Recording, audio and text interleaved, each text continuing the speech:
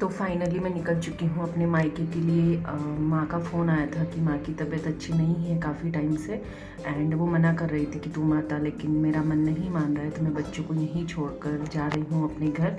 And आ चुकी है मेरी बस, तो बस में मैं बैठ चुकी हूँ। एंड माँ मॉर्निंग का खाना मैंने नहीं खाया था, तो मैं बस में ही मूली की सब्ज़ी और रोटी इंजॉय करते हुए पहुँच चुकी हूँ तिलस्वा महादेव।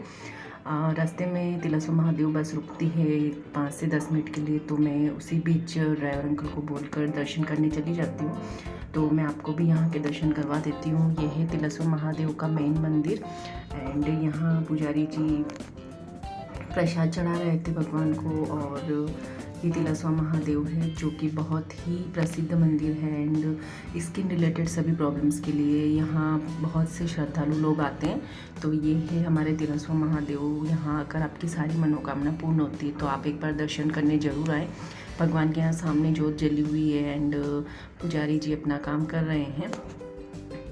और इसी बीच भगवान के दर्शन करने के बाद मैं निकल चुकी हूँ फिर से बस स्टैंड के लिए कि बस ना निकल जाए, क्योंकि बस ज़्यादा देर नहीं रुकती है। एंड बस में बैठने के बाद मैं आधे रास्ते पहुँच चुकी हूँ। तो आधा रास्ता आने के बाद जैसे ही मैंने गाना सुनना स्टार्ट किया, तो पता चला कि गाड़ी पंचर हो चुकी है। एंड गाड़ी पंचर होने के बाद मैंने देखा कि पास में ही 500 मीटर की दूरी पर एक मंदिर है सूला बाऊ जी, जो कि आँखों के देवता के रूप में जाने जाते हैं। तो हम जितनी भी हम सवारी थे, हम इनके दर्शन के लिए निकल चुके थे। एंड मैं आपको भी इनके दर्शन करवा देती हूँ। ये हैं आँखों के देवता, एंड यहाँ पर आँखों से रिलेटेड जितनी भी परेशानियाँ होती है वो सारी यहाँ आकर ठीक हो जाती है। तो बहुत से श्रद्धालु लोग, भक्तजन यहाँ आते हैं। एंड ये मेरी बाहर की व्लॉगिंग है जो मैं बहुत कम बनाती हूँ, तो सारे लोग मुझे देख रहे थे और मुझे भी थोड़ा हेजिटेशन फील हो रहा था, बट फिर भी मैं आपके लिए ये वीडियो बना रही हूँ। और मुझे भी अच्छा लगता है बाद में इन सब चीज़ों को देखना कि एक मेमोरी हमारी स्टोर हो जाती है। हम अगर काफ़ी टाइम बाद इसे देखते हैं तो हमें भी काफ़ी अच्छा फील होता है। और ये आ चुका है सूला बाऊ जी का मंदिर। मंदिर काफ़ी अच्छे से बना दिया गया है। पहले ये सिर्फ पेड़ के नीचे बैठे हुए थे देवता, अब इनका मंदिर बहुत ही अच्छे तरीके से बना दिया गया है। देख लीजिए आप, बहुत अच्छा मंदिर बनाया हुआ है। ये मंदिर का प्रांगण है, एंड मैं आपको इनके दर्शन करवाती हूँ। तो देखिए मंदिर कितना अच्छा है, आप इंजॉय करिए मेरे साथ। ये मंदिर के पुजारी हैं, मंदिर के सामने देवता स्थापित किए हुए हैं।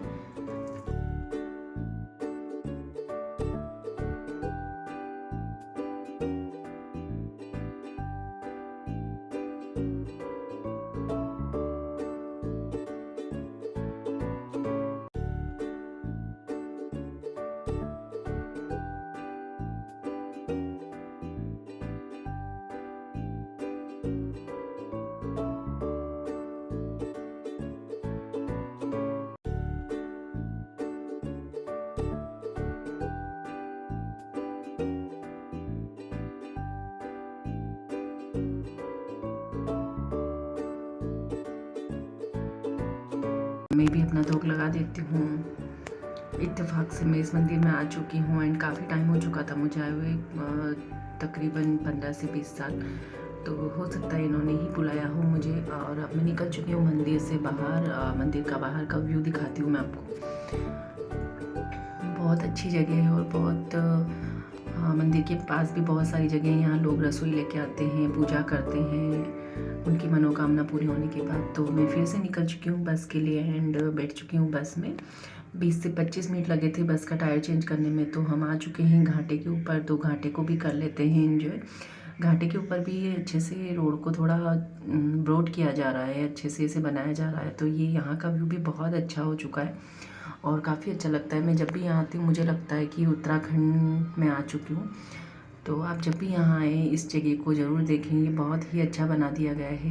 एंड मैं फाइनली आ चुकी हूँ अपने गांव के बस स्टैंड पर, एंड मुझे पापा घर लेके जा रहे हैं। यहाँ के पता चला कि पापा को भी फीवर था, पापा की तबीयत भी सही नहीं थी, लेकिन फिर भी वो मुझे लेने आए। रोड से 2-3 किलोमीटर मेरा गांव पड़ता है, तो मुझे कोई ना कोई लेने आता है। ये हमारे मुख्य देवनारायण भगवान का देवरा। एंड अब हम गांव में एंटर करने वाले हैं।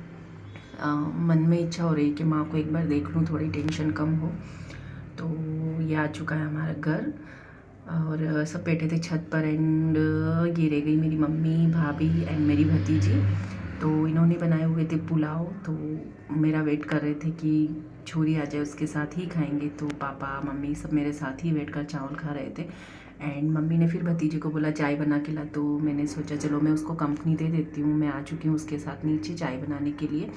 एक्चुअली हमारा जो मेन मकान है वहाँ पर घर का छत का काम चल रहा है, तो हम यहाँ पर थोड़ा व्यवस्थित रूप से ही रह रहे हैं। एंड मेरी भतीजी बना रही है चाय, और ऊपर मम्मी ने मुझसे मंगवाई थी काले बटले की फली, जो कि इधर नहीं मिल रही थी, तो मैं अपने उधर से लेके आई। एंड मम्मी साफ़ कर रही थी और मम्मी ने मुझे दिया काम कि चल मेरा ब्लाउज कटिंग कर।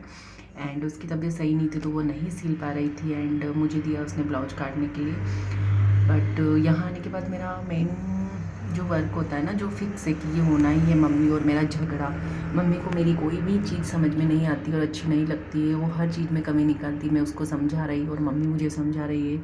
तो ऐसे ही करते हुए हल्का फुल्का झगड़ा मेरा आ चुका था। भतीजा वो गया था स्कूल, तो उसके मैं कर रही थी लाड़। एंड मैं भी उसकी फेवरेट हूँ, ऐसा मुझे लगता है, तो उससे मिलके भी मुझे बहुत अच्छा लगा। देन हम शाम को जा चुके हैं बाड़े में। मम्मी निकाल रही है हमारी चंपा का दूध। इस भैंस का नाम मैंने चंपा रखा है, बट ये मुझे बिल्कुल पसंद नहीं करती, ये बाहर से आने वाले किसी भी मेंबर को लाइक नहीं करती है।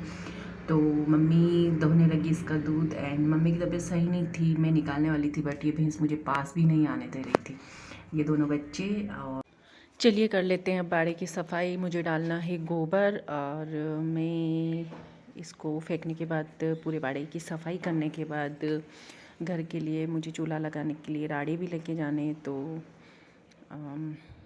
गोबर की सफाई कर लेते हैं पहले।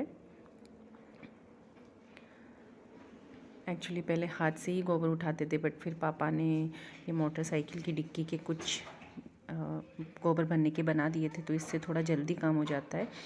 भैंस के आने के बाद बाड़े में 8 से 10 मेंबर हो चुके थे, तो हमने 2-3 मेंबर्स को गौशाला में डाल दिया था, और 2-3 गायें और भैंस को रखा है घर पे, तो उनकी सफाई हो जाती है अच्छे से, एंड उनका पालन पोषण भी हम अच्छे से कर पाते हैं।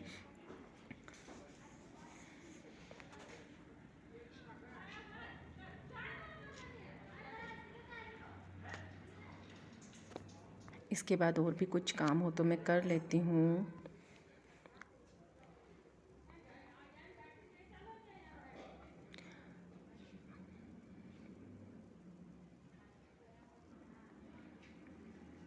और डेली एक्चुअली बाड़ी की सफाई एक बार करनी होती है, क्योंकि सफाई नहीं होने पर गायें भी परेशान होती है एंड गंदगी दिखती है, तो हमें बाड़े में सुबह या शाम एक टाइम सफाई करनी होती है। तो सबसे पहले मैं गोबर डाल लेती हूँ।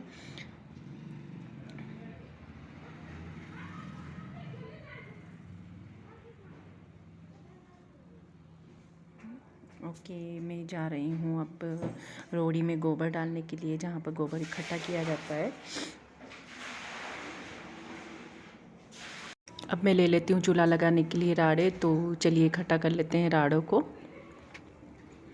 इसे हमारे यहाँ राड़े बोला जाता है, क्योंकि ये है मक्के के अंदर की लकड़ी।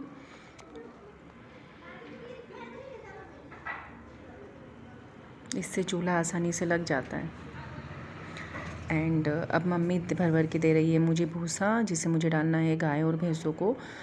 एंड यहाँ पर हमने बनाए हुए गोबर के कंडे, जो बाटी बनाने में और चूल्हा लगाने में काम आते हैं, और इससे दूध भी बहुत अच्छा गर्म होता है और काफ़ी अच्छी मलाई आती है।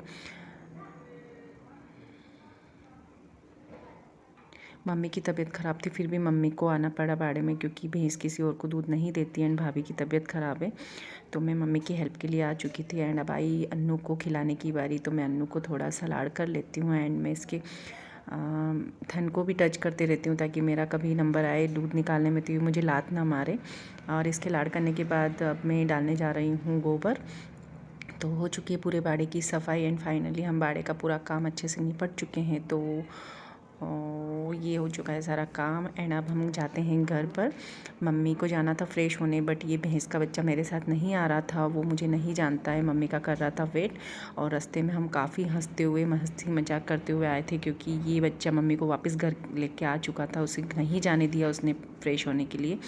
और फाइनली अब मैं घर पहुंचने वाली हूँ। घर आने के बाद भी मुझे करना था बहुत सारा काम एंड मैंने पूरे काम को बहुत अच्छे से एंजॉय किया। तो बने रहिए मेरे साथ, मेरी ब्लॉगिंग में, मेरी पूरी लाइफ को आप मेरे साथ एंजॉय करिए एंड ऐसे ही वीडियो में लेके आते रहूँगी आपके लिए। प्लीज़ लाइक शेयर सब्सक्राइब कर दीजिएगा and thank you so much for watching my video. Thank you so much friends.